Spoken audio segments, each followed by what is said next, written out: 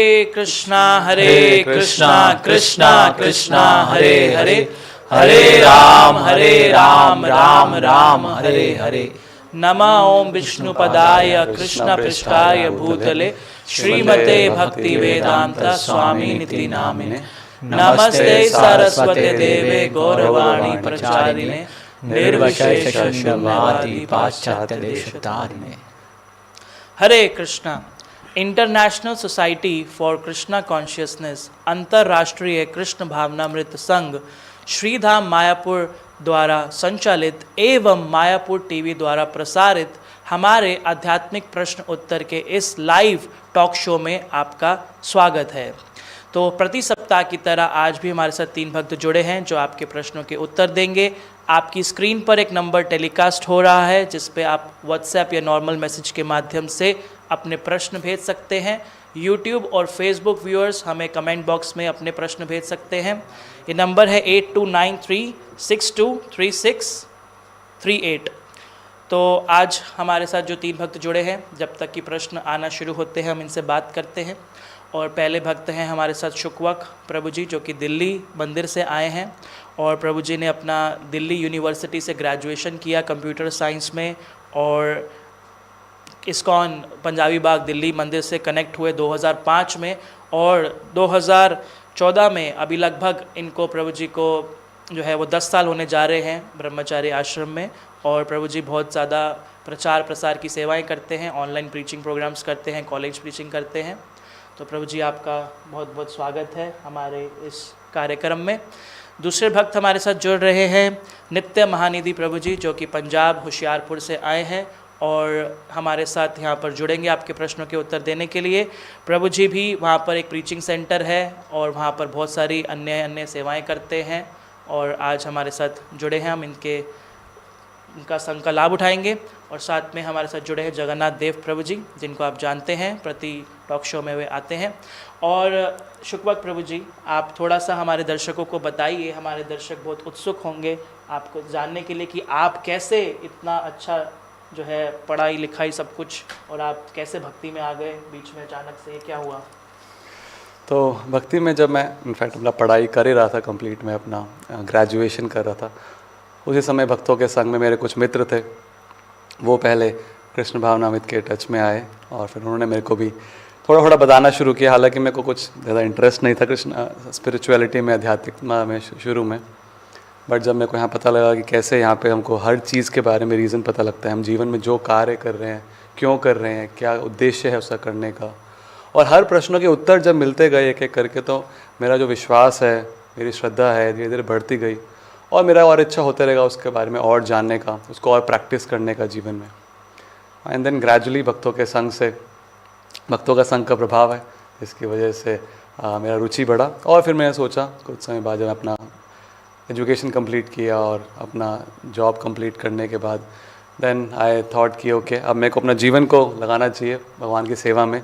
जैसे लोगों को भी मैं बेनिफिट कर सकता हूँ, उनको इस कृष्ण भावनामृत का ज्ञान दे के एक माध्यम बन सकता हूँ। तो इसलिए फिर मैंने ये चूज़ किया कि ब्रह्मचारी आश्रम में आके फुल टाइम मैं सेवा करने के लिए। तो जो लाभ प्रभु जी को प्राप्त हुआ, उन्होंने वे दूसरों के साथ भी बांटने का प्रयास किया और प्रभु जी करते आ रहे हैं निरंतर। मुझे भी याद है कि प्रभु जी 2010 में मुझे भी फ़ोन किया करते थे, आप क्लास में नहीं आए, क्या हो गया, और यूथ प्रोग्राम हुआ करते थे। मैं प्रभु जी का बहुत आभारी हूँ कि उन्होंने मुझे भक्ति में बांधे रखा और जो ये नींव थी आध्यात्मिक जीवन की, उसमें बहुत सहयोग किया। अगले भक्त हैं हमारे साथ नित्य महानिधि प्रभु जी, आप पंजाब से आए हैं, आप अपने जीवन के बारे में बताइए, आप कैसे जुड़े भक्ति में? मेरा नाम प्रभु जी नित्य महानंदी यस प्रभु जी। एक्चुअली मैं बिलोंग करता हूँ बाय बर्थ, जो ब्राह्मण फैमिली होते हैं ना, वहाँ से। तो मेरे माता पिता कुछ संस्कार थे जिन्हें माता पिता ने मेरे को दिए थे। तो हम मंदिर जाते थे ब्राह्मण सभा में, तो वहाँ पे परशुराम जयंती, मतलब परशुराम जी को सुप्रीम ब्राह्मण मानते हैं हमारे यहाँ से ब्राह्मण सभा में। तो उनकी परशुराम जयंती पे शोभा यात्रा थी, तो वहाँ पे हरे कृष्ण महामंत्र का कीर्तन सुना मैंने। तो मेरे को भक्त मिले वहाँ पे।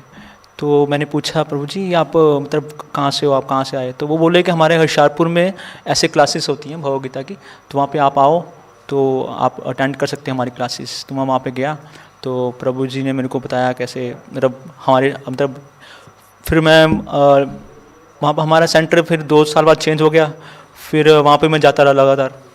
फिर ऐसे ही फिर हमने बड़ी जगह ले ली, मतलब वहाँ में किसने भक्त ने अपनी जगह वहाँ पे दे दी थी अपने प्रीचिंग करने के लिए। तो धीरे धीरे ऐसे ही भक्ति में आगे बढ़ते रहे भक्तों के संग से। तो फिर 2019 में मेरी दीक्षा हो गई हिज इन्फ्लुएंस गोपाल कृष्ण महाराज जी से।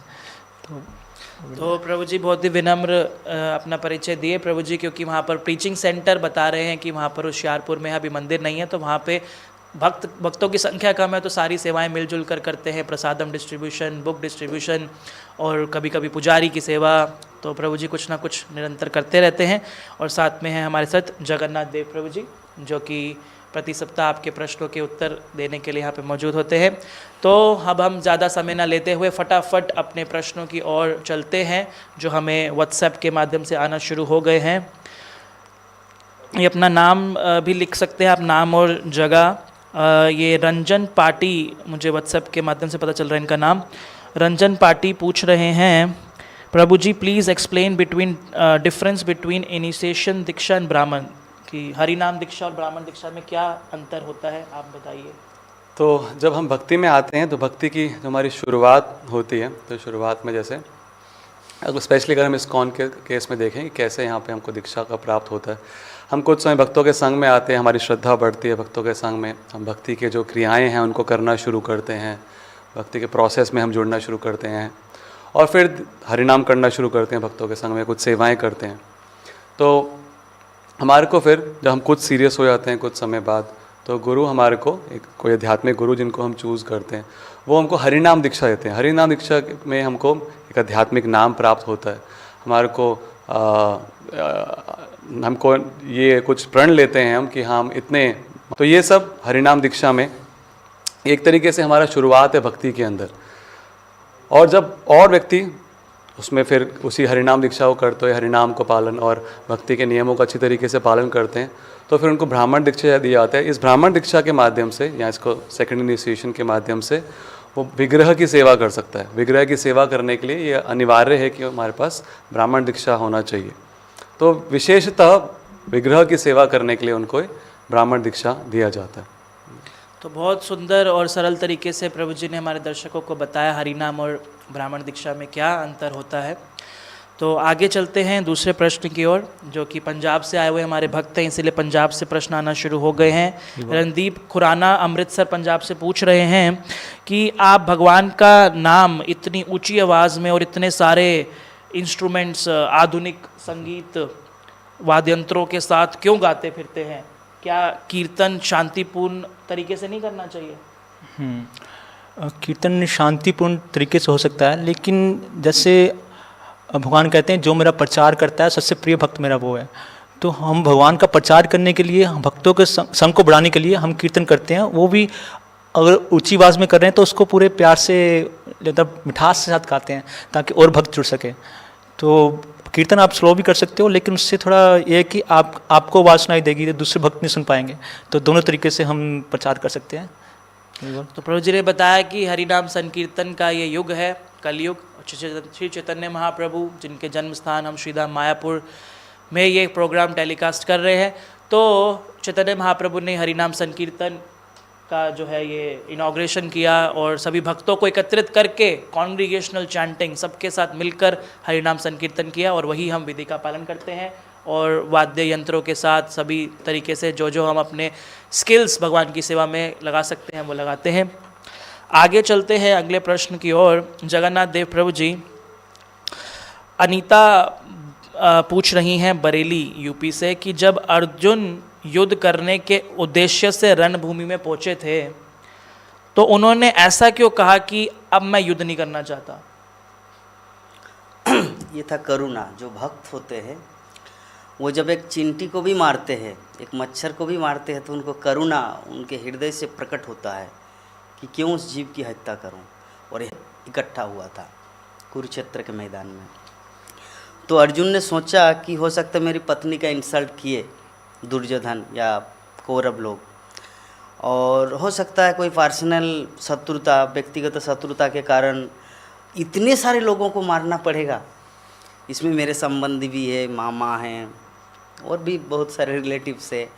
और बहुत सारे ऐसे लोग हैं जिनको मैं जानता भी नहीं, मेरे कारण वो मरेगा। तो अर्जुन के हृदय में वो दया करुणा प्रकट हुआ। इसी भाव से उन्होंने मतलब भगवान से बोला कि नहीं नहीं मैं युद्ध नहीं करूँगा। लेकिन भगवान श्री कृष्ण ने सोचा कि ये तो पूरी तरह से अध्यात्म बुद्धि से ग्रसित है, इनको तो आत्मा के बारे में कुछ ज्ञान ही नहीं है। क्योंकि आत्मा का अर्थ क्या है? न हन्यते हन्य माने शरीर। शरीर के मारे जाने के बाद भी आत्मा का मृत्यु नहीं होता, ठीक है। तो अर्जुन को ये ज्ञान नहीं था, और हम सब जगतवासी को, इस संसार में जितने सारे प्राणी हैं उनको भी ये ज्ञान नहीं है, सभी अध्यात्म बुद्धि से ग्रसित है। तो इसी कारण से भगवान ये आत्मज्ञान को इस्टेब्लिश करने के लिए अर्जुन के माध्यम से ये मोह का उत्पन्न होना, मैं युद्ध नहीं करूँगा, ये सब का एक ही उद्देश्य है, वो है श्रीमद् भगवद गीता को इस जगत में प्रस्थापित करने का कारण।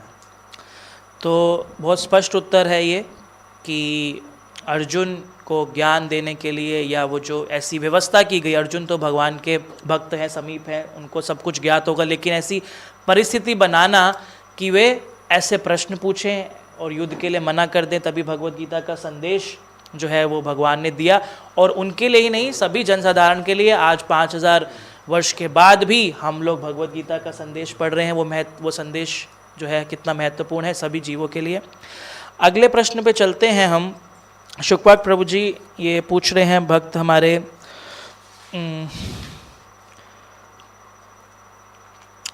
अंकिता सिंगल पुणे महाराष्ट्र से पूछ रही हैं, क्या अध्यात्म राष्ट्र के उत्तर में प्रभु जी ने बहुत सुंदर तरीके से बताया कि किसी भी सिद्धांत को समझने के लिए हमको सबसे पहले समझना का सबसे पहला जो भगवान ने पाठ दिया अर्जुन को, जो लेसन दिया, वो ये दिया कि हम इस शरीर नहीं आत्मा है। सबसे पहला पाठ, पहला जो शिक्षा दिया, तो पहले ये समझना है कि हम हैं कौन। पहले हम जब ये समझेंगे हम हैं कौन, तो उसकी तरीके से हम कार्य कर पाएंगे, फिर हम सही तरीके से एक्ट कर पाएंगे, मुझे कैसे कार्य करना है। तो इसलिए सबसे पहले जानना ज़रूरी है कि हम इस शरीर नहीं हैं। अभी हम हो सकते हैं इस शरीर के अंदर हैं, भारत के शरीर में है, या कोई अमेरिकन शरीर के अंदर है, कोई रशियन शरीर के अंदर है, अलग अलग शरीरों में हो सकते हैं अभी हम। लेकिन जब तक ये शरीर में आत्मा है तब तक। जब इस शरीर को छोड़ के आत्मा दूसरे शरीर में जाएगी तो हो सकता है किसी और देश में पैदा हो, तो उस देश के हम नागरिक बने। तो आध्यात्मिकता जो है वो हमारे लिए ना एक बहुत ज़रूरी, जैसे खाना होता है ना, हम सब खाना खाते हैं तो हमारे लिए बहुत ज़रूरी है। जब तक खाना हम पूरा तरीके से नहीं खाएंगे जितना हमारे लिए भूख है, तब तक हमारा संतुष्टि नहीं होगा। तो उसी प्रकार से ये जो आध्यात्मिकता है ये हमारा यानी आत्मा का खुराक है। तो इसके लिए हमको आध्यात्मिकता को बहुत ज़्यादा उसको इम्पोर्टेंस देना चाहिए, क्योंकि ये हमारी खुराक है। उसके अलावा शरीर जब तक हमारे पास है, शरीर को मेंटेन करने के लिए बहुत चीज़ें चाहिए हमको। शरीर को मेंटेन कर, जैसे गाड़ी में हमको पेट्रोल डालना पड़ता है, तो शरीर के लिए हमको कुछ चीज़ें करनी है। तो वो हमारे कर्तव्य हो सकते हैं शरीर से संबंधित, हमारे घर वालों से संबंधित, हमारे देश से संबंधित, हमारे समाज से संबंधित, ये हमारे कर्तव्य हो सकते हैं। लेकिन ये तब तक कर्तव्य है जब तक हमारा शरीर है। तो ये अनिवार्य है, लेकिन हमको समझना है सबसे ज़्यादा अनिवार्य क्या है कि हमारा आत्मा कि हम हैं और हमारे को वो अपना कर्तव्य पूरा करना है। तो प्रभु जी बताना चाह रहे हैं कि जो आध्यात्मिक जीवन की महिमा, कि आध्यात्मिक जीवन, मैं आत्मा हूँ शरीर नहीं, क्योंकि हम शरीर में हैं इस समय पर, तो जिस जगह पे हैं उसी जगह को अपना समझते हैं। और ये प्रश्न बार बार उठता है, बार बार लोग कहते हैं कि आप क्या करते हैं अपने समाज के लिए, आप लोग तो सिर्फ अपना ही कीर्तन करते रहते हैं, इससे क्या होगा। तो कोई और भक्त इसमें जोड़ना चाहेंगे कोई बात? जैसे प्रश्न जो आया था कि राष्ट्रीयवाद और अध्यात्मवाद, जी, तो राष्ट्रीयवाद से क्या बढ़कर है अध्यात्मवाद, यही है ना प्रश्न? उनका प्रश्न था कि क्या उनसे बढ़कर है या हाँ, उनसे परे है, कैसे? तो इसका एग्जाम्पल जैसे प्रभु जी एकदम सटीक उत्तर दिए, तो उसको हम एक उदाहरण के माध्यम से समझ सकते हैं।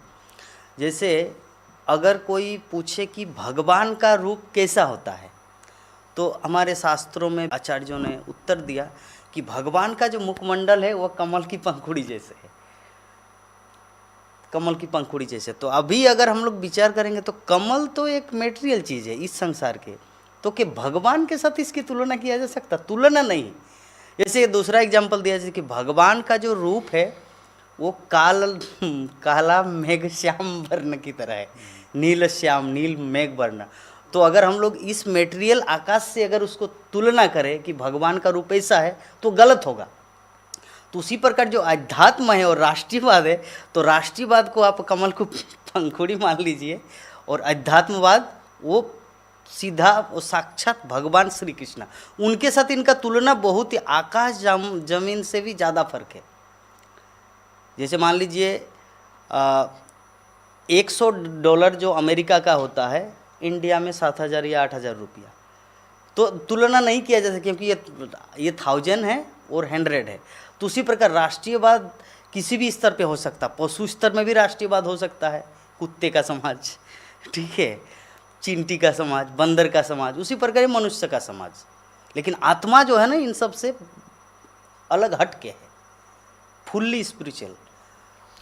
देखिए, मायापुर टीवी और इस टॉक शो की विशेषता है कि यहाँ पर जो है वो भक्तगण एकत्रित होते हैं आपके प्रश्नों के उत्तर देने के लिए। तो एक से जुड़कर दूसरी बात, दूसरी से तीसरी बात, तो अपने भक्त जो है अपने अनुभव बांटते हैं, अपना ज्ञान जो एकत्रित किया है वो बांटते हैं। कितना स्पष्ट उत्तर होता जा रहा है कि शरीर और आत्मा का जो भेद इससे समझ में आता है। अगले ऐड प्रश्न करना चाहता हूँ उसमें। ओह, yes, please. प्रभु, जैसे हमें पहले ये जानना चाहिए कि राष्ट्रवाद क्या है। जैसे यशोदा मैया ने जब भगवान के मुंह में क्या देखा, ब्रह्मांड देखा ना, तो उसमें ना उसमें उन्होंने पृथ्वी में उसमें उन्होंने इंडिया देखा, उन्होंने पूरा देखा, रशिया अमेरिका, पूरा पृथ्वी, मतलब पूरा पृथ्वी भगवान ने बनाई है, ना कि इंडिया बनाया। तो इसमें राष्ट्रवाद खत्म हो जाता है। और देखा जाए तो जो वामन अवतार में भगवान ने तीसरे कदम में पूरे ब्रह्मांड नाप लिया था, तो उसमें तो इंडिया था नहीं।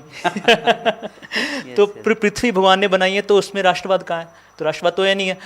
हम पूरा उस टाइम ऐसे था कि पूरी पृथ्वी भारत थी, तो धीरे धीरे कलयुग बढ़ता गया और लोग अब भूल गए। तो बस अगर उसको द्वारा जागृत करने के लिए हम ये कृष्ण भावना हमारी संस्था है जो प्रयास कर रही है, ताकि लोग भक्ति में जुड़ सके। तो ये देखिए, कृष्ण भावनामृत आंदोलन से हैं कि मैं आत्मा हूँ, शरीर नहीं। अगले प्रश्न पे चलते हैं। नित्य महानंदी प्रभु जी, रमन सहगल चेन्नई तमिलनाडु से पूछते हैं कि मानव क्षमता की सबसे बड़ी बर्बादी क्या है?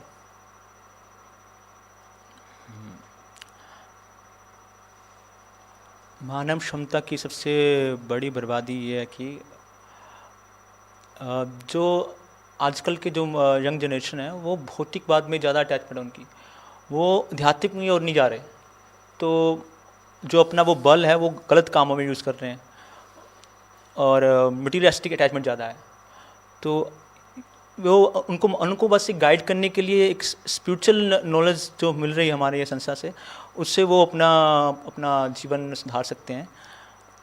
मेरे हिसाब से तो यही है हरिबोल, कि उनको अच्छी गाइडेंस मिले ताकि वो अपना जो अपनी क्षमता का सही उपयोग कर सकें।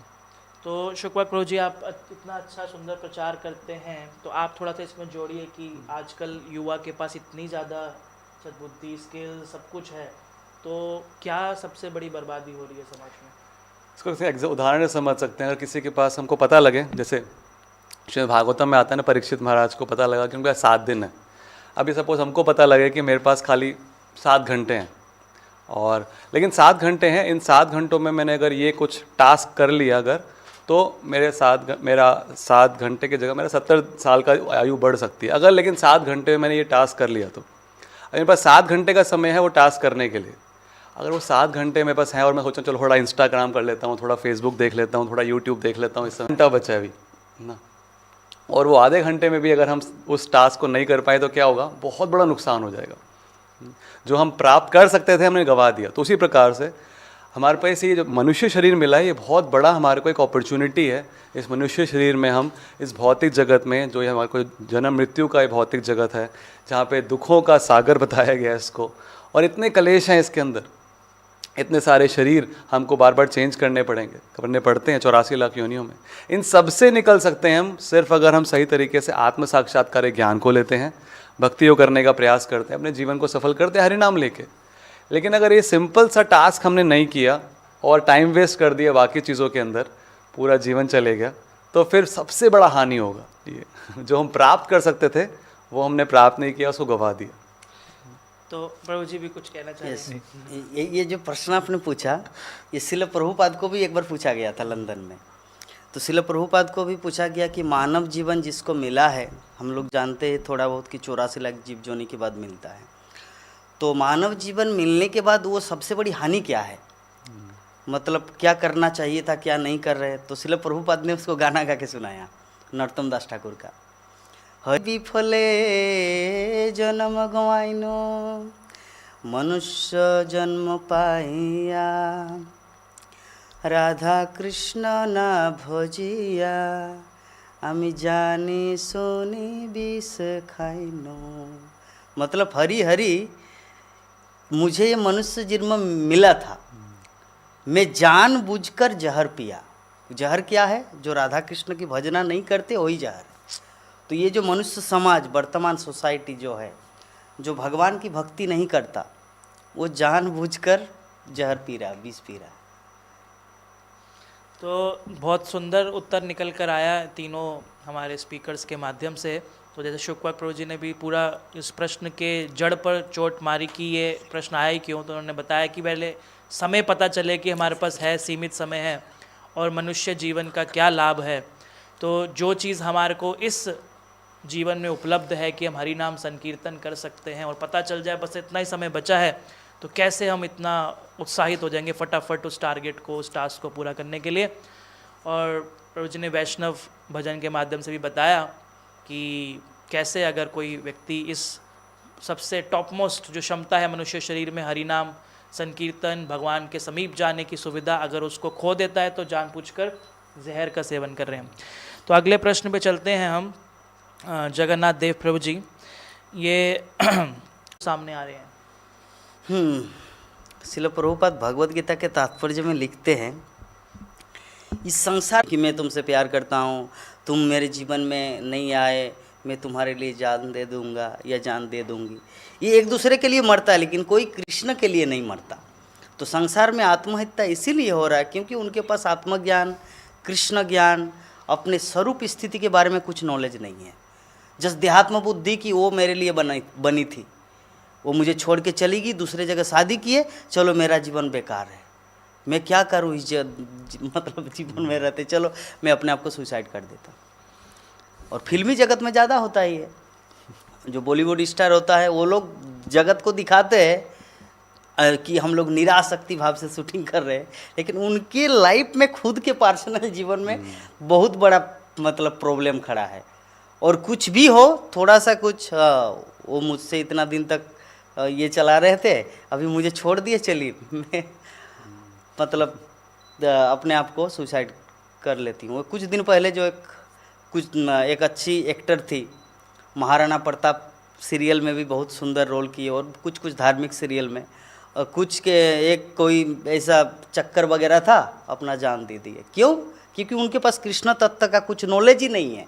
भक्ति जगत का के माध्यम से जगत को अपने आप को रिप्रेजेंट करता है, लेकिन अपने पास खोपड़ी में कुछ दिमाग नहीं है, इसके कारण आत्महत्या हो रहा है। तो प्रभु जी ने बताया कि क्यों, क्योंकि हम आत्महत्या बोलते हैं लेकिन आत्मा की तो हत्या कर ही नहीं पाते, हम तो शरीर को नष्ट करने की कोशिश करते हैं। इसी से संबंधित थोड़ा सा आगे प्रश्न को बढ़ाते हुए जो मेरे मन में आ रहा था प्रभु जी का उत्तर सुनते हुए, मैं शुक्वक प्रभु जी से पूछना चाहूँगा, क्योंकि आप यूथ प्रीचिंग करते हैं, तो आप युवा पीढ़ी से मिलते होंगे, तो आजकल कितने लोग परेशान होते हैं, दुखी होते हैं, और आत्महत्या के बारे में सोचते भी होंगे, तो आप ऐसे लोगों को कैसे बचाते हैं, क्या समाधान निकालते हैं?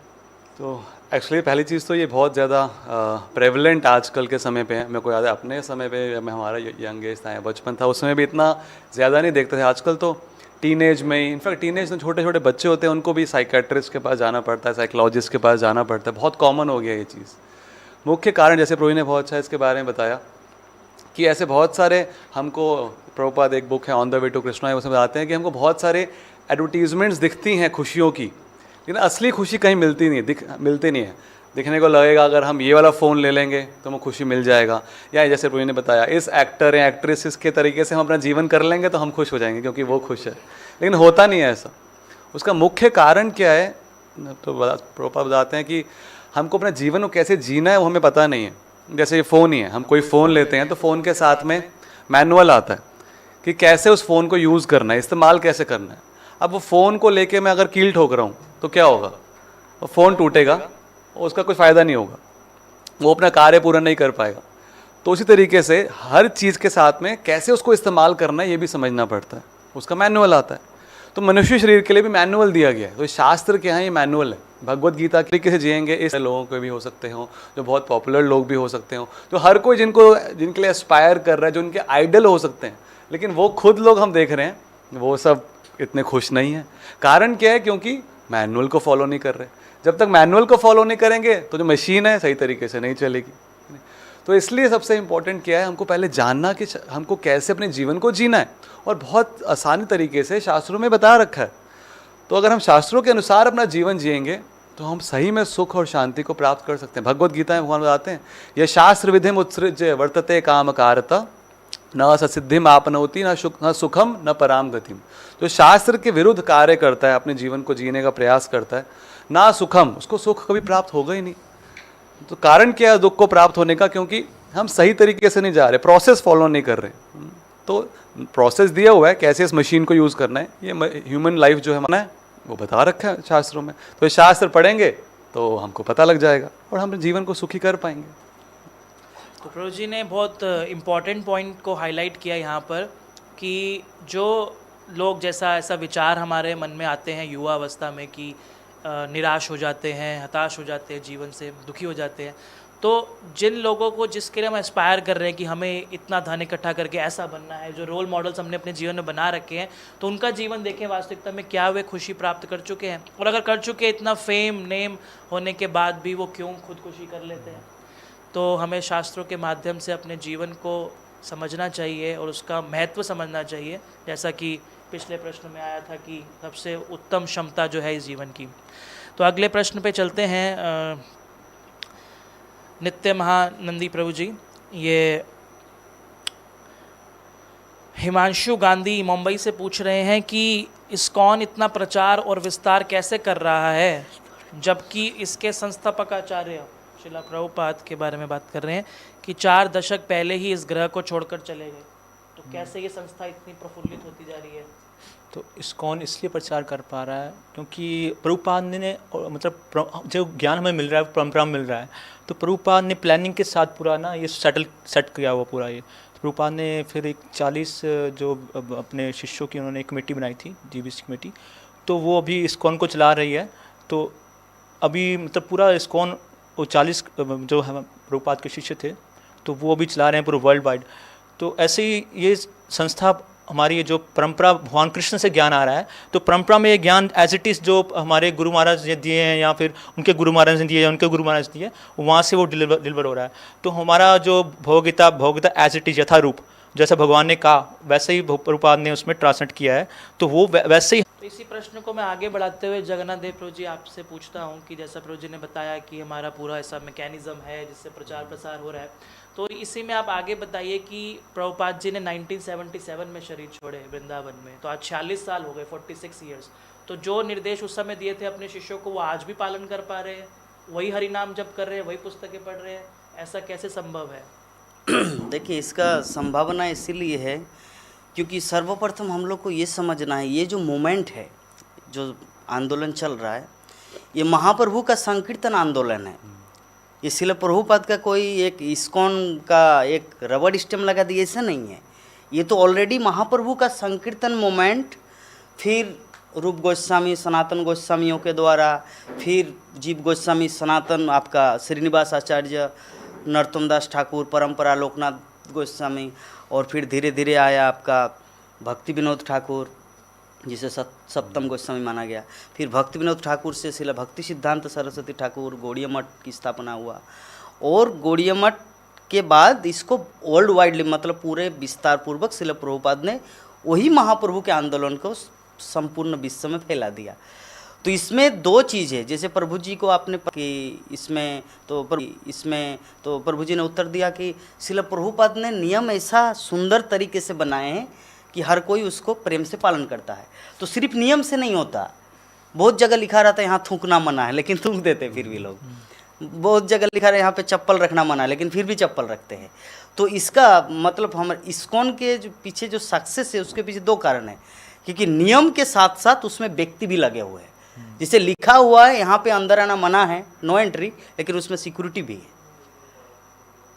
अगर लिखा हुआ नो एंट्री, वहाँ सिक्योरिटी नहीं रहे तो कोई भी घुसेगा, लेकिन सिक्योरिटी वहाँ पर है इसीलिए कोई घुस नहीं पा रहे।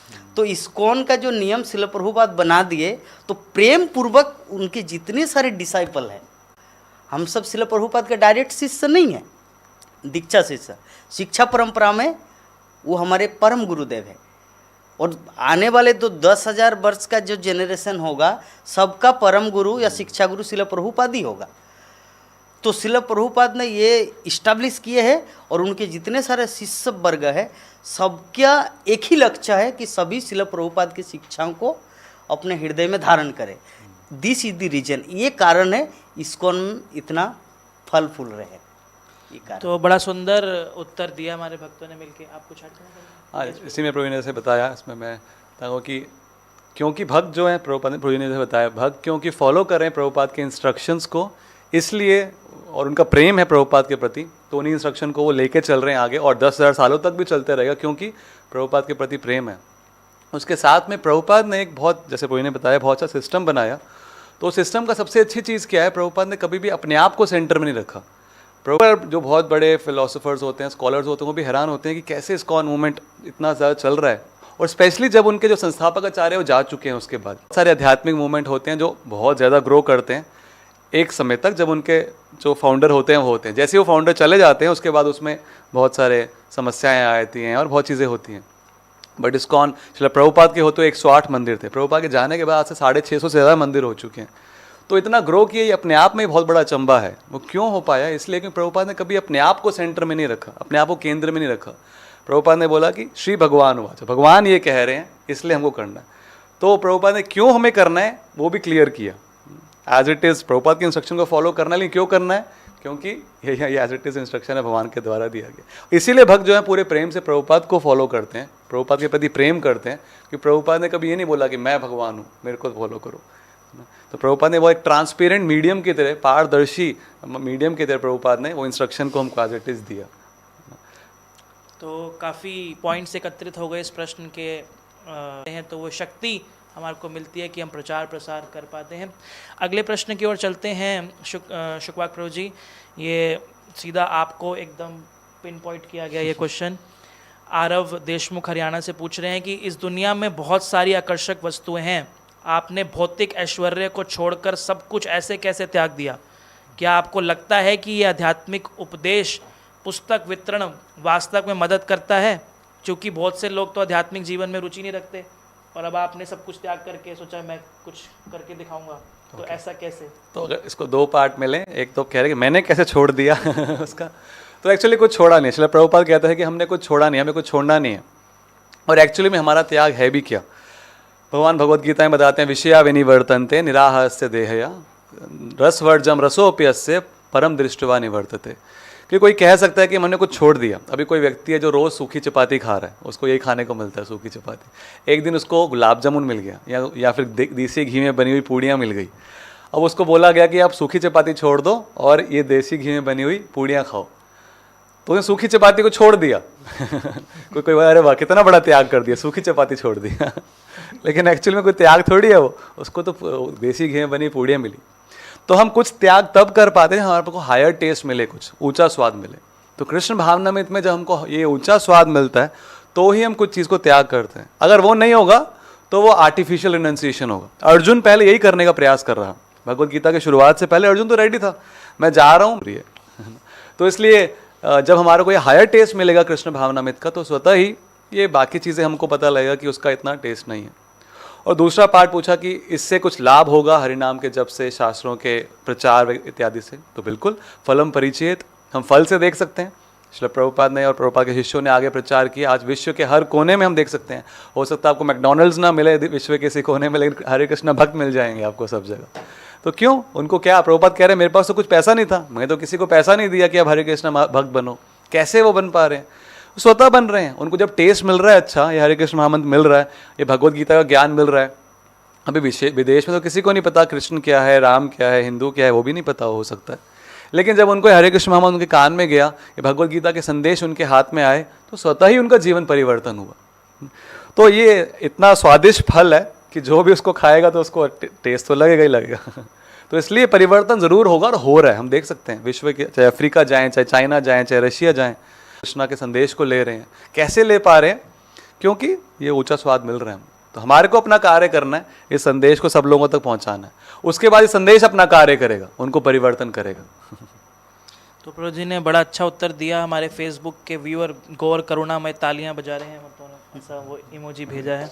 तो बहुत अच्छा प्रभु जी ने बताया इस प्रश्न के उपलक्ष्य में कि त्यागा क्या है हमने, वास्तविकता में हमारा है क्या जो हम त्याग रहे हैं, और जो हायर टेस्ट, जो ऊंचा टेस्ट मिल गया उसकी वजह से वे पिछली चीज़ें बड़ी सरलता से वे छोड़ते हैं। उनका कोई दुख भी नहीं होता, मैंने ये नहीं किया, मैंने वो नहीं किया।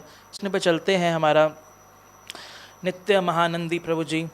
ये भक्त पूछ रहे हैं कि मुक्ता दिल्ली से पूछ रही हैं कि क्या आप ऐसे कैसे कह सकते हैं कि कृष्ण सर्वोच्च व्यक्ति हैं, कि वही परम व्यक्ति हैं, आप कैसे कैसे कह सकते हैं?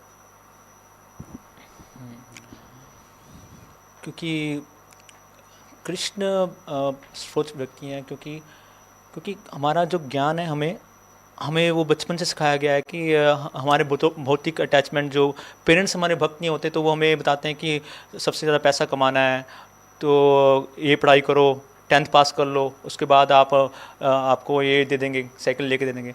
फिर वो 12th क्लास में होता है को आपको फिर मोटरसाइकिल लेके दे देंगे। तो ऐसे ऐसे फिर वो कहेंगे अगर आप वो मतलब कौन सी जॉब करनी है जिसमें ज़्यादा पैसा मिले। तो बच्चों को बचपन से नहीं सिखाया जाता, ध्यात्म की ओर लेकर नहीं जाया जाता, तो उनको फिर मालूम नहीं पड़ता कि भगवान कौन है। तो भगवान की पहचान करने के लिए हमें सबसे पहले शास्त्र पढ़ने की ज़रूरत है। तो जिसमें भगवान ने भगवद्गीता एज इट इज़, उसमें भगवान ने बताया कि जीवन की सच्चाई क्या है। शरीर एक आत्मा है, आत्मा तो परमानेंट है और शरीर एक नाशवान एक कपड़े की तरह है जो एक दिन ख़त्म हो जाएंगे। तो जैसे मोहम्मद, जैसे कुरान में बताया मोहम्मद ने, I am servant of the God, और बाइबल में यीशु मसीह ने बताया I am son of God. तो भगवान कृष्ण खुद कह रहे हैं कि आई एम गॉड। भगवान खुद प्रमाण दे रहे हैं भगवद्गीता में। 5000 साल पहले भगवान ने जो खुद अपने शब्दों से बोला है कि आई एम भगवान, मतलब भगवान खुद बोल रहे हैं कि आई एम गॉड। तो ये साक्षात प्रमाण ही है। बड़े इस पर हम विश्वास नहीं कर पाते क्योंकि हमने वो रीड ही नहीं किया। तो अगर आप खुद रीड करोगे, कुरान खुद रीड करोगे, बाइबल खुद रीड करोगे, तो उसमें खुद लिखा है, भगवान खुद कह रहे हैं कि आई एम गॉड। तो इससे बड़ा क्या प्रूफ हो सकता है? तो ऐसा जगन्नाथ देव प्रभु जी की आजकल बहुत सारे लोग हैं जो कहते हैं आई एम गॉड, वो भी प्रमाण देते हैं कि मैं भगवान हूँ। तो आप क्या कहना चाहते हैं इसमें? वो तो कहूँगा जैसे ये जो प्रश्न है इसका प्रभु जी ने उत्तर दे दिया कि हम लोग को शास्त्र ग्रंथ पढ़ना है। लेकिन ज़्यादातर जैसे एक प्रश्न आया था कि लोग उतना अध्यात्म में है नहीं, वो शास्त्र पढ़ते नहीं, टीवी देखते घर में।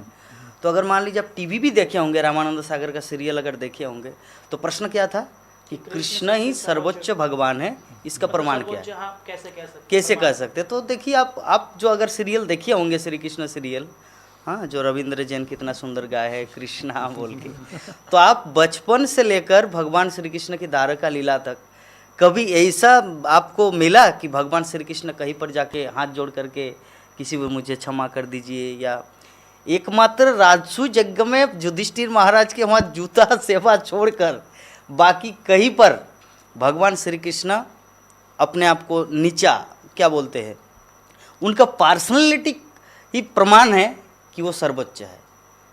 श्रील प्रभुपाद ऐसे ही नाम नहीं दिया, Krishna the supreme personality godhead. Brahma ji ऐसे ही नाम नहीं दिया कि ईश्वर परम कृष्ण सच्चिदानंद विग्रह अनादिरादि गोविंद। वो लोग ऐसे ही नहीं दिया, उन लोगों को पता है और हम लोगों को भी पता है, क्योंकि अगर शास्त्र नहीं भी पढ़ते वो दूर की बात है। अब टीवी सीरियल ही देखिए, श्री कृष्ण सीरियल देखिए और वहाँ पे देखिए 7 साल का बालक कृष्ण गिरि गोवर्धन पर्वत उठा रहे। आपके पास वो क्षमता है? या किसी दूसरे नेपोलियन, हिटलर, किसी के पास ये क्षमता थी? भगवान श्री कृष्ण के पास था। हाँ, तो दिस इज द प्रूफ। कुबलिया पीड़ हाथी को मारा, 3 दिन का बालक पुतना को मारे, तो इतने सारे प्रूफ है। प्रभु जी भगवत गीता भागवतम पढ़ने के लिए बोल रहा ताकि आपको कृष्ण समझ में आए। अगर वो नहीं पढ़ते, अगर टीवी सीरियल में भी देखें तो आपको कृष्ण सुप्रीम पर्सनैलिटी। तो अगला प्रश्न है हमारे नहीं, इस बीच में और एक प्रश्न बोले थे ना।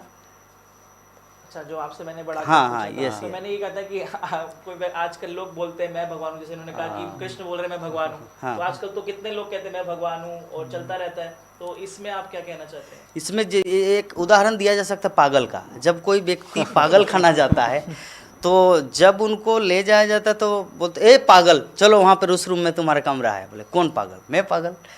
तो ये और भी हमारे बीते हुए जो टॉक शो में हम लोग इसका चर्चा किए हैं। तो जो पागल होते हैं ना, वो कभी ये नहीं मानता कि क्या। तो उसी प्रकार जो भगवान नहीं है के समय में भी देखे हैं कि उड़ीसा में एक ये था रामकृष्ण राम फल्गु भगवान।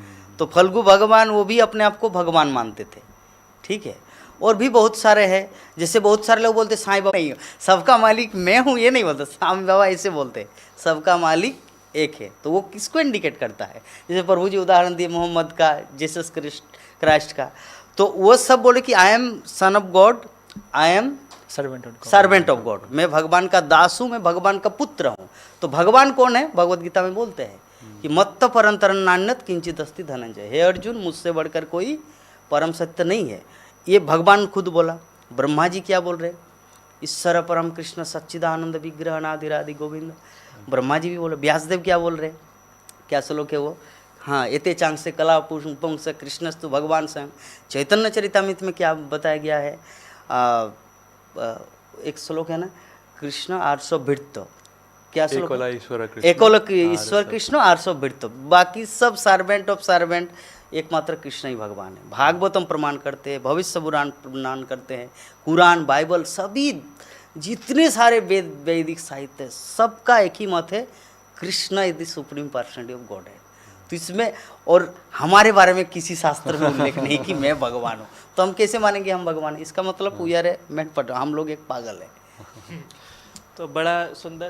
प्रभु जी भी कुछ कह रहे थे। इसमें धोखा भी खाते हैं इसके लिए कि वो किसी के पास जाते हैं, किसी सो कॉल्ड आध्यात्मिकतावादी के पास जाते हैं और बोलते हैं हम भगवान हैं, और वो विश्वास करते हैं, धोखा खाते हैं। उसके बाद प्रभुपाद बहुत उदाहरण देते हैं कि अगर हमको सोना चाहिए, सोना खरीदना है, हमको गोल्ड खरीदना है, तो हमको मार्केट जाना है, तो पहले हमें पता होना चाहिए गोल्ड होता क्या है। नहीं पता होगा तो क्या होगा? कुछ भी चमकती हुई चीज़ होएगी, वो कहेगा ये सोना है, हम ले लेंगे, क्योंकि हमको पता ही नहीं। तो वो कुछ भी हमको पीला पेंट करके दे देगा तो हम उसको मान लेंगे। तो हमको पहले पता होना चाहिए सोना है क्या, या ये भगवान है कि नहीं है, या हम सब भगवान हैं। ऐसी बहुत सारी थ्योरीज मिलती हैं, लेकिन कौन भगवान है कि नहीं है जानने के लिए हमें पहले प्रोसेस को फॉलो करना पड़ेगा। पहले जानना पड़ेगा भगवान है क्या, भगवान का क्या अर्थ होता है। भगवान का मतलब वो नहीं है कि जिसके दांत में दर्द हो तो उसको डॉक्टर में जाना पड़े तो वो भगवान नहीं है ना। तो प्रभुपाद कहते हैं ऐसे व्यक्ति GOD गॉड नहीं है, ऐसे व्यक्ति DOG डॉग है ना। वो अपने दांत के दर्द को कंट्रोल नहीं कर सकता और वो बोल रहे हैं भगवान हूँ। आप कुछ कह रहे थे? हाँ, पराशर संहिता में वर्णन है ना भगवान का, जो एते चामशा कला पुंशा। नहीं, वो तो भागवतम में है। जो 6 ऐश्वर्य बताए गए हैं उसके पराशर मुनि बोले, व्यासदेव का पिताजी भी बोले हैं, रामानुजाचार्य बोले, शंकराचार्य बोले हैं, भज गोविंद भज गोविंद भज गोविंद मूढ़। पहले सारा जीवन भर प्रचार किया निराकारी सत्य है, और जीवन के अंतिम क्षण में या बाकी उनके जो फॉलोअर है उन सबको क्या बताया कि भज गोविंद, एकमात्र गोविंद ही सर्व कारण का कारण है, ये सब छोड़ो निराकार। तो बड़ा सुंदर निष्कर्ष निकला है जो वो पूछ रहे थे कैसे कह सकते हैं। तो बड़ा ही उत्साहपूर्वक शास्त्रों के प्रमाण से जो है वो बता रहे हैं। तो आशा करते हैं आप सहमत होंगे इन बातों से। तो ये अगला प्रश्न आ रहा है, और ये जो अभी प्रश्न और ये जो बातचीत चल रही है इसी से उमड़ कर आ रहा है। तो मैं धन्यवाद देना चाहूँगा अपने दर्शकों का कि जब शुरुआत में बैठते हैं तो प्रश्न ना भी होते हो, लेकिन जब ये चलता है कार्यक्रम तो सुनते हुए कुछ प्रश्न निकाल देते हैं बीच में से।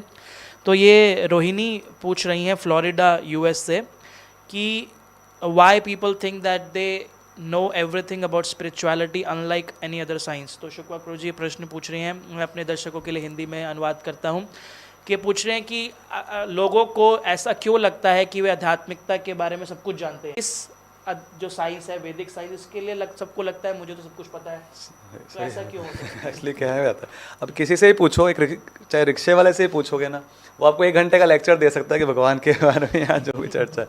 तो किसी के बारे में, आध्यात्मिकता के बारे में कुछ भी पूछेंगे, हर कोई बताने को रेडी रहता है उसके लिए, और बहुत कुछ होता है बताने के लिए। मुख्यतः क्योंकि आध्यात्मिकता को जनरली खाली हम एक सेंटिमेंट के रूप में लेते हैं, भावुकता के रूप में लेते हैं।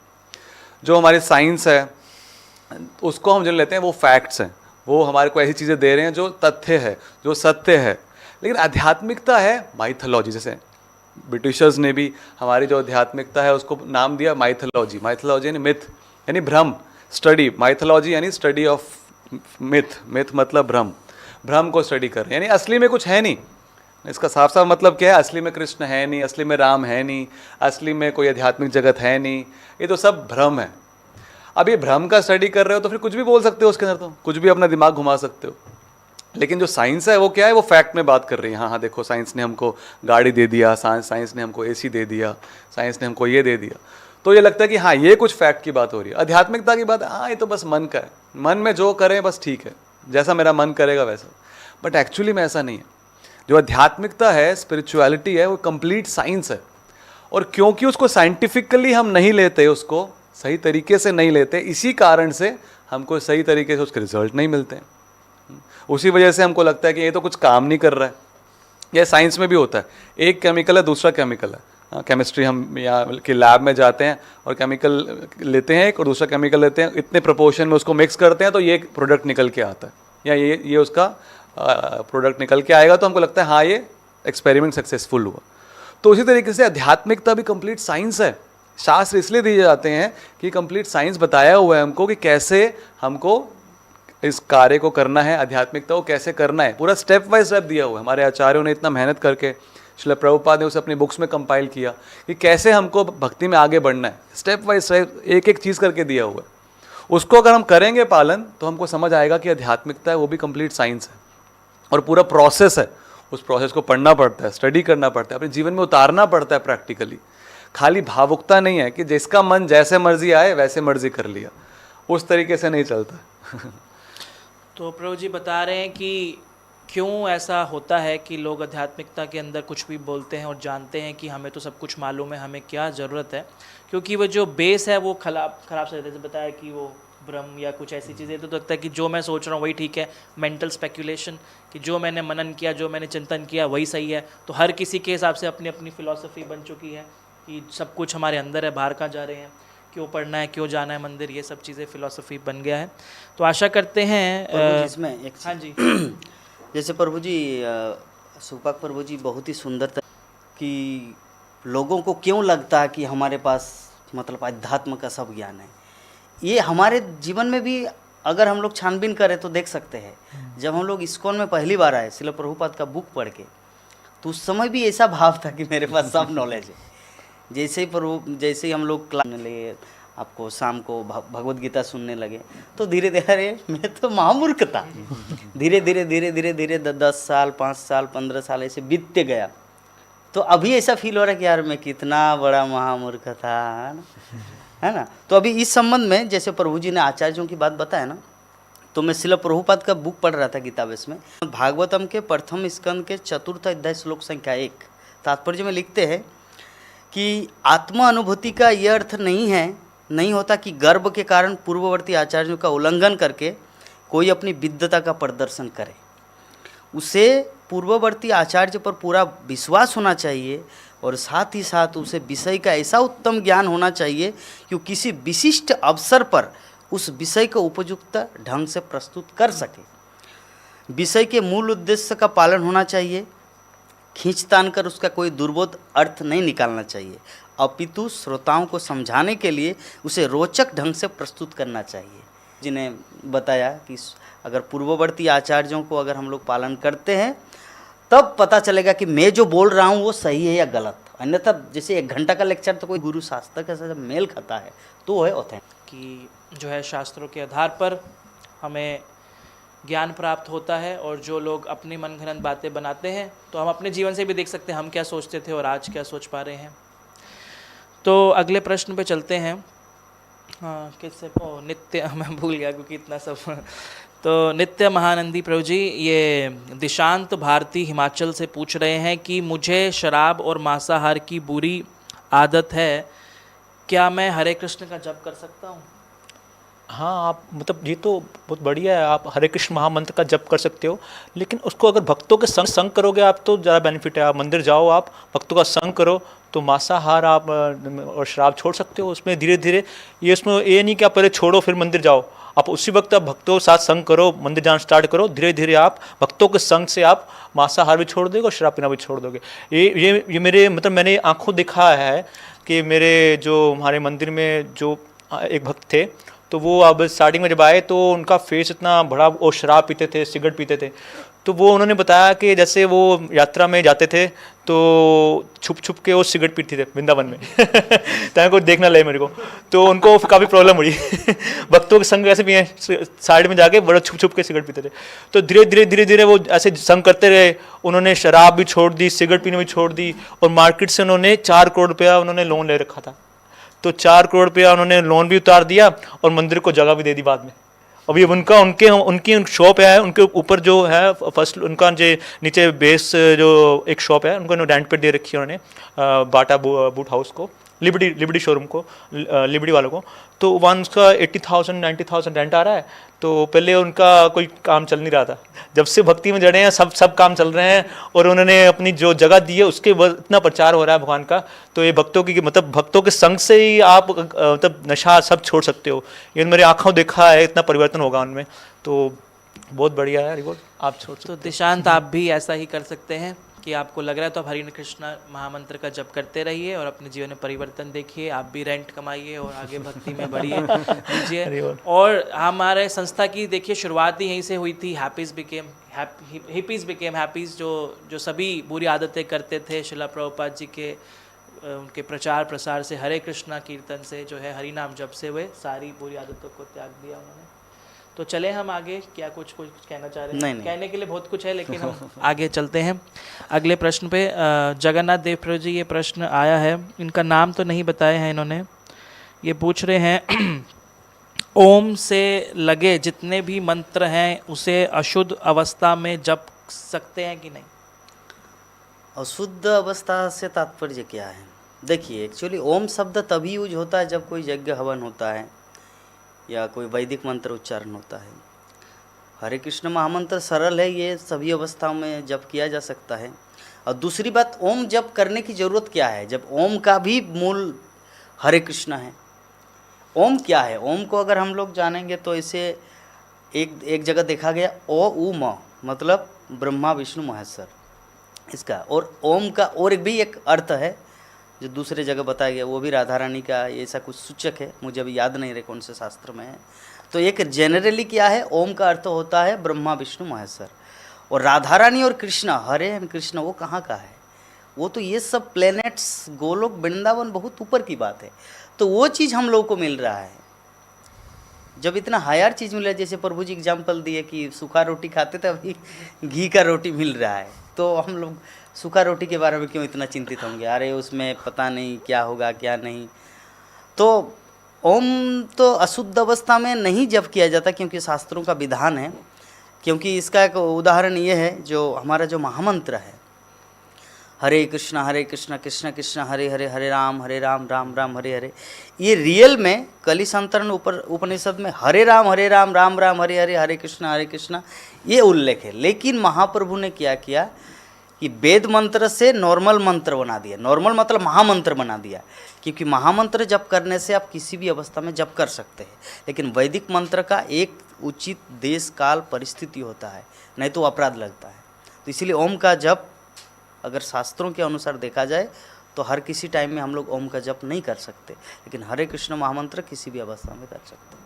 ठीक है प्रभु जी, चले आगे। प्रभु जी ने बताया कि जो हरे कृष्ण महामंत्र है, ये तो महामंत्र है, तो आप किसी भी अवस्था में कर सकते हैं। और जो ओम, जिसका जैसे बाकी मंत्र है, उनका शास्त्रों में कुछ वर्णन है कि कब किस समय पे कैसे प्रयोग किया जाता है, तो वे उसको रेफ़र करके ही किया जाता है, जैसे यज्ञ में किया जा रहा है किसी चीज़ के लिए। तो आगे चलते हैं।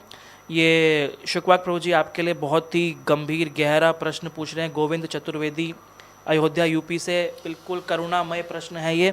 वे कह रहे हैं कि हम कृष्ण के अंग हैं, कृष्ण के हम पार्ट एंड पार्सल हैं, तो कृष्ण ने हमें इस स्वार्थी दुनिया में क्यों छोड़ दिया है? क्या वे एक ही बार में इकट्ठा ले जाएं, यहाँ से मुक्त कर दें सबको, बस वापस ले जाएं हमें इस भौतिक संसार से, भौतिक संसार की दुकान बंद कर दें और बस सब लोग आध्यात्मिक जगत में चले जाएं? ऐसा नहीं हो सकता। प्रभुपाद बताते हैं कि भगवान, हम बीज प्रदा पिता, मैं सभी जीवों का पिता हूँ। अब पिता जो होता है वो तो स्वतः ही चाहेगा कि जो उनका बच्चे जो हैं वो खुश हों, उनको बहुत अच्छा सुख समृद्धि मिले। तो वो तो हमेशा ये चाहेंगे, उनका भला ही चाहेंगे, वो कोई बुरा नहीं चाहेंगे अपने बच्चों का। तो इसी तरीके से भगवान भी सब जीवों का भला ही चाहते हैं हमेशा। श्रील प्रभुपाद कहते हैं भगवान तो हमारे से ज़्यादा आतुर हैं हम सबको भगवत धाम लेके जाने के लिए, इस भौतिक जगत से निकालने के लिए। तो समस्या ये नहीं है कि भगवान क्या चाहते हैं, समस्या ये है कि हम क्या क्या चाहते हैं समस्या ये है कि हम निकलना नहीं चाहते हैं यहाँ से। भगवान तो तैयार हैं, भगवान तैयार है तभी तो भगवान बार बार आते हैं। भगवान सतयुग में भी आते हैं, त्रेता युग में, द्वापर युग में आते हैं, कलयुग में भगवान अपने हरिनाम के रूप में आते हैं, भागवतम भगवत गीता के रूप में भगवान अपना संदेश दे के जाते हैं, अपने भक्तों को भेजते हैं। श्रील प्रभुपाद जैसे अपने शक्ति शवेश अवतार को भेजते हैं और भक्तों को हमारे साथ में भेजते हैं कि जाओ इनको सिखा के आओ, इनको ज़रा उठा के आओ, ये सो रहे। अलग तरीके से हमको प्रयास करते हैं कि हम उनके पास आ सकें। तो भगवान तो पूरा प्रयास कर रहे हैं, लेकिन समस्या क्या है, हमारा इस भौतिक जगत से इतना आसक्ति है। जैसे कि ये माइक है और मैं बोलूँ माइक मेरे को छोड़ नहीं रहा है, इस माइक ने मेरा हाथ पकड़ लिया, छुड़वाओ छुड़वाओ, कोई मेरा माइक हाथ मेरे को नहीं छोड़ रहा है। तो अभी क्या दिक्कत है दिक्कत क्या है कि मैंने माइक को पकड़ा हुआ है, मैंने छोड़ दिया तो छूट जाएगा। उसी तरीके से भौतिक जगत की आसक्तियाँ हमने रखी हुई हैं और उसकी वजह से हम भगवत धाम नहीं जा पा रहे हैं। भगवान तो रेडी हैं, उन्होंने सारा फैसिलिटी, सारी व्यवस्था कर रखी है हमारे को लेके जाने के लिए। हमें क्या करना है, बस उस भगवान के उस प्रोसेस को फॉलो करना है और हम रेडी हैं उसको जाने के लिए। तो प्रभु जी ने बताया जो ये करुणामयी प्रश्न था कि सबको साथ में ले चलें, तो प्रभु जी ने बताया कि आप जितना उत्सुक हैं कृष्ण भी उतने उत्सुक हैं, उससे ज़्यादा ही उत्सुक हैं, तभी तो भी हरि नाम जप कीजिए और निकलिए संसार से। और लेकिन हम नहीं निकलना चाहते। जैसे वे इंद्र की कथा आती है, जब वे आते हैं यहाँ पर और वे जब उनको एक पनिशमेंट के तौर पे जो है वो एक पिग का, सूअर का जो उनको शरीर मिलता है, वो चलने को तैयार नहीं है, नहीं यहाँ पर मैं बहुत संतुष्ट हूँ, बहुत खुश हूँ। तो जैसा बहुत ही अच्छा, बहुत सरल एग्जाम्पल प्रभु जी ने दिया जो याद रहेगा कि माइक मैंने पकड़ा हुआ है और हम कहें कि माइक मुझे नहीं छोड़ रहा। तो हमारी आसक्तियों की वजह से जो है हम इन चीज़ों को नहीं छोड़ पाते। तो सारी योजना है, सब कुछ है। 1 मिनट बोलूँगा प्रभु जी, मैं 1 मिनट बोलूँगा वो प्रश्न का। हाँ, जैसे प्रश्न जो कौन चतुर्वेदी, क्या नाम है? गोविंद चतुर्वेदी। अच्छा, गोविंद चतुर्वेदी सच में बहुत नाइस पर्सन है, बहुत अच्छे, मतलब शास्त्रों का अच्छे 4 वेद का पाठ करके आए हैं। तो प्रभु जी ने जो पूछा कि भगवान का ऐसा कोई अरेंजमेंट नहीं कि शॉर्टकट में सबको एक साथ में लेके जाए।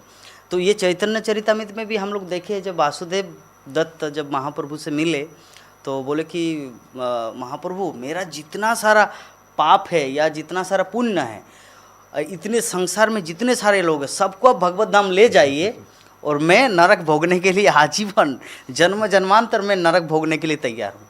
तो महाप्रभु ने सरसों का दाना उसमें उनके सामने रख दिया, बहुत सारा सरसों का दाना। बोले कि ये क्या है? बोले कि एक एक ब्रह्मांड है, एक दाना को आप अगर आप उद्धार कर भी ले तो यहाँ पे तो बोरा में तो हजारों करोड़ों अनंत दाना है, इतने सारे अनंत कोटि विश्व ब्रह्मांड है।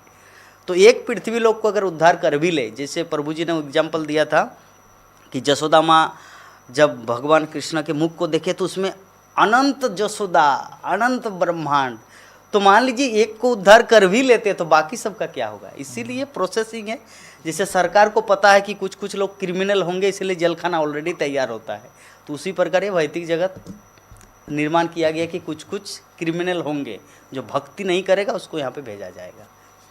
तो आशा करते हैं बहुत ही संतुष्टमय उत्तर आ गए हैं। आप, इनकी करुणा भी अच्छी है, तभी वासुदेव दत्त ने भी ऐसी प्रार्थना किया, लेकिन उत्तर भी संतुष्टि देने वाला है कि हम क्या कर सकते हैं। तो हमें इसीलिए ज़्यादा से ज़्यादा बढ़कर प्रचार प्रसार करना चाहिए, जितनों को हम पकड़ सकते हैं, भक्ति में ला सकते हैं, उतना तो करें। तो यहीं पे हम अपने इस आज के टॉक शो को समाप्त करते हैं, समय हो गया है। तो जो प्रश्न कुछ आएंगे, अभी आ रहे हैं थोड़े थोड़े, तो वो हम अगले टॉक शो में लेने का प्रयास करेंगे। तो फिर से धन्यवाद करते हैं शुक्ला प्रभु जी जो दिल्ली से आए, और हमारे नित्य महानंदी प्रभु जी पंजाब से, और जगन्नाथ देव प्रभु जी समय निकाल कर हम आपके प्रश्नों के उत्तर देने के लिए आए। तो आप ऐसे ही अपना प्रेम हमारे टॉक शो के लिए बनाए रखें, ताकि हम हर सप्ताह आपके सामने आएँ और आपकी इस आध्यात्मिक प्रगति में सहयोग कर सकें।